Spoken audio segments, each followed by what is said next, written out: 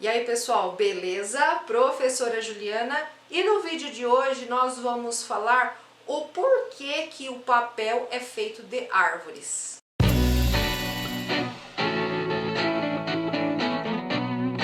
Então o papel é feito de árvores, mas nem sempre foi assim. Desde que o mundo é mundo, o papel é extremamente importante na vida das pessoas. Desde o uso de embalagens, de papel de presente, de caderno para anotações, blocos e tudo mais, o papel está diariamente envolvido na vida dos seres humanos. Só que nem sempre na história ele foi feito de árvores. Os primeiros registros que nós temos então na natureza, aí, nos registros históricos de arte de seres humanos, é da data de aproximadamente 73 mil anos. E os registros são aqueles desenhos feitos nas pedras, nas cavernas. Depois disso, a gente tem o surgimento da linguagem, que vai vir muito depois aí na escala de tempo. Data-se aí então que os registros das escritas egípcias que nós temos vêm de 2000 anos atrás. Então pensando 73 para 2000 anos é muito tempo de diferença.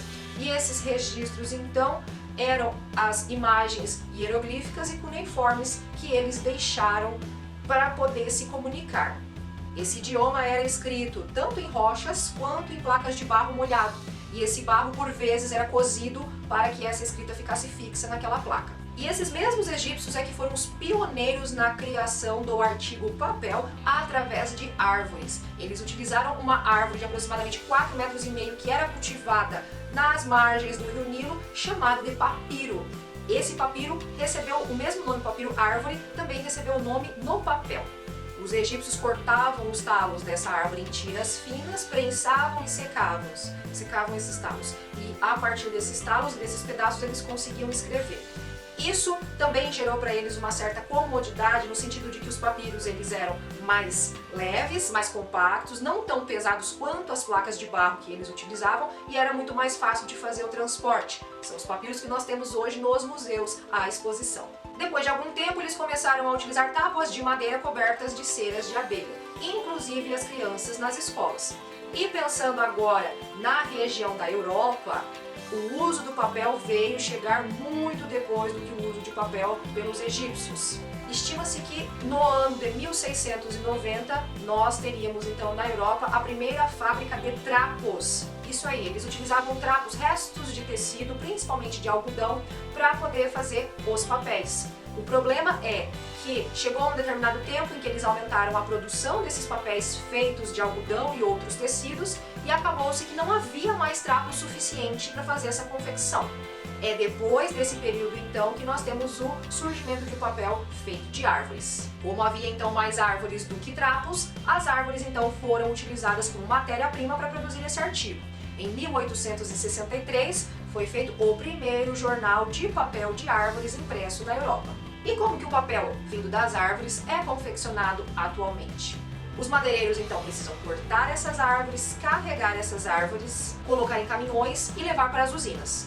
Nas usinas, essas árvores passam por uma máquina que retira o seu tronco e corta em pedaços pequenos toda a região do talo. Essas partes então de tronco cortadas são cozidas em uma massa que parece uma pasta de dente. Para retirar os grumos que possam ter ficado, essa massa é esmagada, seca e então depois cortada em folhas de papel. Só que esse processo todo de confecção de folhas de papel é muito longo. Quando a gente pensa em uma muda que está plantada na natureza e um caderno que está na escola, a gente pensa num tempo muito grande para esse processo acontecer. Tem árvores que demoram de 10 a 20 anos para chegar no tamanho ideal.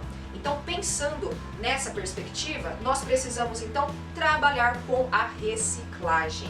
Pensando que essas árvores que são derrubadas na natureza, elas precisam primeiramente ser repostas e hoje nós temos florestas, regiões específicas para plantio, retirada para fazer papel e elas são novamente replantadas, porque se a gente começar a retirar essas árvores da natureza, nós temos o problema de que essas árvores servem de abrigo para outros animais, para aves que fazem ninhos, e isso pode atrapalhar o surgimento e a reprodução dessas espécies. Nós temos árvores também na natureza fazendo nada mais nada menos que o processo de fotossíntese, que é extremamente importante para a produção de oxigênio.